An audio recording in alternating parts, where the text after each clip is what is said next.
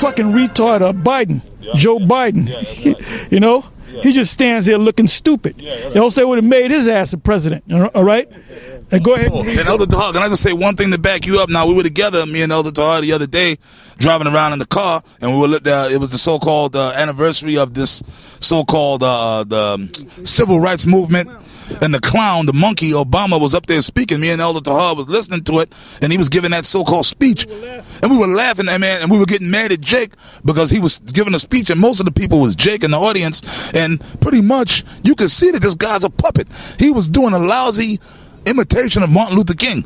That's what he was doing. And he was speaking, but you could hear that he was mimicking Martin Luther King. That's all he was doing. Let me say this, and you Jakes that follow Barack Obama, you check out a man's policy, you know? That's all right. That's all right. You check out a man's policy, okay? Or his policies as a president or a congressperson or a senator. You check his policies. You don't look at the guy because he has a nice suit and he pats everybody on the back. That's how you Negroes vote for a president. Based upon what he looks like on the outside, you know. Now, this guy, like I said, he got his marching orders from the super elite that set him up years ago when he was a young man, or a relatively young man. You can see he got gray hairs now, okay, because he was developed, all right. Yeah. But anyway, what you Negroes do after going on 5 years of this clown, this monkey doing absolutely nothing but tearing the country down, what do? You see him come along and he speaks somewhere and you clap like seals. I should call you seals, because a seal claps on cue, and you bird-brained monkey-ass Negroes, you clap on cue. That's why we don't bend over backwards trying to wake you up. We're only concerned about the elect, because the rest of you clowns are not going to wake up. All right? Go ahead. All right, this is the empire of the city. There is an entity that is actively taking over the world right now. Some call it the New World Order, which was so fondly spoken of by Bush Sr. The signs of the New World Order are everywhere. Corporations bear their symbols, and so do our money. Novus Ordo Seclorum, the new order of the world. It is not just for American money, but money in Europe and scattered all over the world as well. Globalist thinking is also encouraged throughout the NWO nations by globalist thinking. That's something that you Negroes, you bird-brained clapping seals don't understand. You don't understand geopolitics. You don't understand how the world, this country, America, or this corporation, works hand in hand with the other nations of the world. You don't know nothing about finances. You don't know nothing about what real money is. Bible prophecy. You don't know nothing about Bible. All you Negroes do is you go to church every Sunday morning, and you quote 2 or 3 scriptures, and you shake your ass, sing and dance, act a goddamn fool, all right, and cook pork, and learn nothing. And then you bird-brained Negroes, you clapping seals.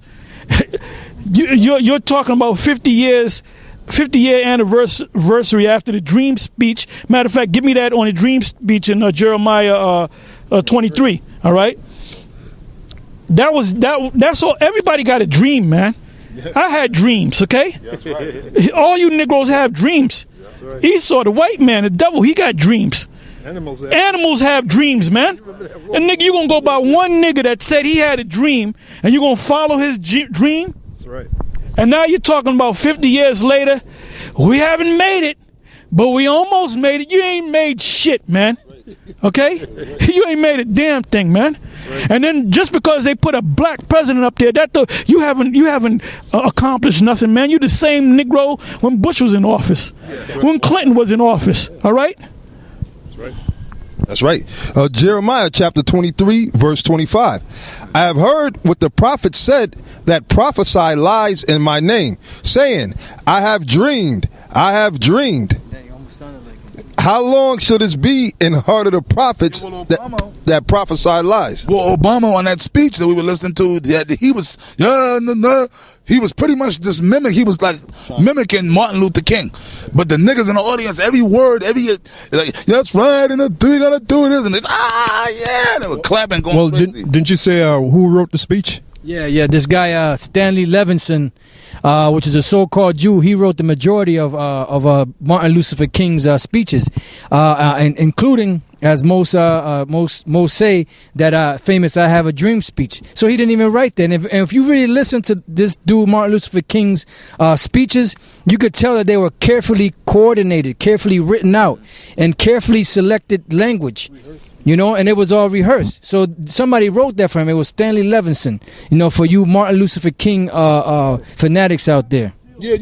Y'all thought circus seals. Well, that's how they were clapping. Elder Tahar said it when Obama was speaking. That's how them niggas were clapping in the audience. And for you Martin Luther King heads, them speeches were written by the so-called white man. So if this guy's supposed to be he was supposed to be the black messiah back then, y'all thought them speeches really came from his heart, that he wrote them speeches. He ain't read them. A so-called Jew wrote it. Which he worked for the so-called Jews, the Amalekites, which is the Rothschilds, man. He was paid for by the bankers, and the reason they killed him, because he reneged on the deal that he made, man. Yep. He reneged on the deal that he made. He got a conscience, and he called himself trying to come out and tell the people the truth in a subliminal. Yeah, well, they just wanted to kill his black ass. Right. But he gave that speech, that last speech. He knew he was gonna die. Yep. He knew that was when the Lord got tired of him. He knew they was gonna kill him. Elder Tahar is right. We ain't even gonna be nice. He had a conscience. He ain't. Yeah, you know, I retract that statement. He was a homosexual. Because he was, first of all, he was a homo, and if he had a conscience, he wouldn't have did what he did to begin with. Yeah, he sold Jake out. Basically, what happened, the Illuminati, the bankers got tired of his ass. He outlived his usefulness, and they knew he picked up. They were gonna take him out, man, and that's why he made that last speech, man. And so he figured he made a subliminal statement toward Jake, because he knew he was gonna get killed anyway. So he figured he was going to try to be defiant, but he didn't come up. If he had a conscience, there you go. If he had a conscience, he would have just came straight out. Yep, told him the truth. And said, "Look, y'all the Israelites." That's it. But he didn't. But he said it in a subliminal way. Yep. I got a quick precept. It's the book of Ecclesiastes. It's approved what the elders have said about Jake, our people, being a bunch of clapping seals. Ecclesiastes chapter 9, verse 17. It says, "The words of wise men are heard and quiet more than the cry of him that ruleth among fools." So that's you Negroes out there, man, with Obama ruling over you, man. Yep. All right. Yeah, we're gonna call y'all the clapping seals. Go back to the article. Globalist thinking is also encouraged throughout the NWO nations by means of propaganda. That's why they're always pushing these different subliminal messages on television. You know, like right now they're pushing that homosexual agenda heavy, that lesbian agenda heavy, you know, because that's all part of this NWO movement. There's certain terminologies that they're pushing out there, you know, to keep your mind bombarded with all this other stuff, so you won't really look upon the real issues at hand. It says, and the people of the nations are kept apathetic and ignorant by a complex system of control. That's you niggas. You niggas are apathetic as hell. You simple, or as dumb nigga Lahab used to say, docile-minded. Right? I'm just gonna take that phrase from him. He would always use that phrase. You niggas are docile-minded. But y'all are docile-minded, man, because y'all believe the hype, man. It says a favorite symbol is the all-seeing eye, which is the eye of Horus contained within a triangle. It is sometimes accompanied by a pyramid missing its capstone. Things bearing this symbol include, but are not limited to, the reverse of the Great Seal of the U.S., the back of the dollar bill which bears the Great Seal, the Information Awareness Office, the part of the Department of Defense in charge of developing mass surveillance and intelligence gathering technologies and databases, the logo of the Fidelity Investment, the MI5, even Tolkien's classic personification of evil, Sauron. Other symbols you could look for is the upside-down pentagram and the upside-down five-sided star. I don't want to get too much into the let me just jump down. It says they are what is called the empire of the city. The empire of the city actually consists of 3 cities, which belong to no nation or state and pay no taxes. Vatican City, the city of London inside London, and Washington, D.C. Vatican City controls the world through religion, as we read in the scriptures in Revelation 16 about the false prophet.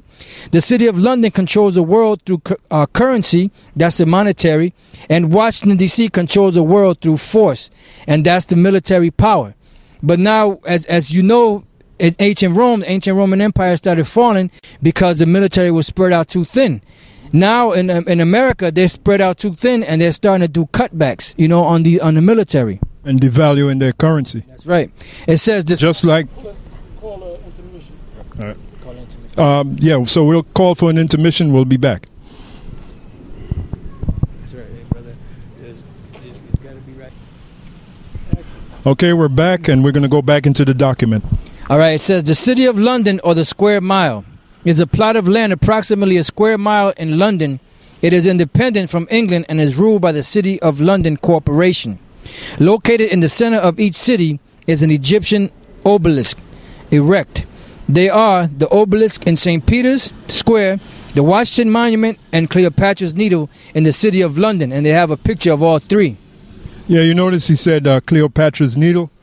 This so-called obelisk is also called Cleopatra's Needle, which goes back to Egypt. And you better believe that those obelisks are set up in a strategic spot. What they call ley lines. Which are highly spiritual or spiritual forces. On the planet Earth. And they set them up on that line on purpose. To get the power, because the Egyptians used to basically pray to the North Star for power. So it ain't no different with these devils here today. Well, even as we speak right now, we got a couple of devils here praying to the obelisk. Yep. That's right. Oh, and can I say something real quick? Esau, you got to realize something. This goes back to Egypt. Esau don't have no spirituality or no culture or nothing. There are no people. That's what the scripture said. So when the Edomites, when Esau, he was cast out away from amongst people. When the scriptures even tell you about Esau, it said he was a man in the woods, man. Esau was just always out in the middle of nowhere by himself. So when he formed into a nation, when they came into power, all they did pretty much was steal the cultures of the other nations. So the gods of the other nations, Esau worships it all, starting with Babylon.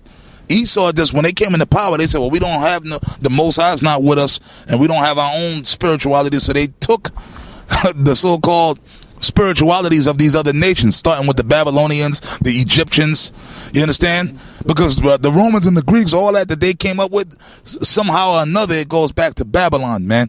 Okay? It says, this is Isaiah 47:9.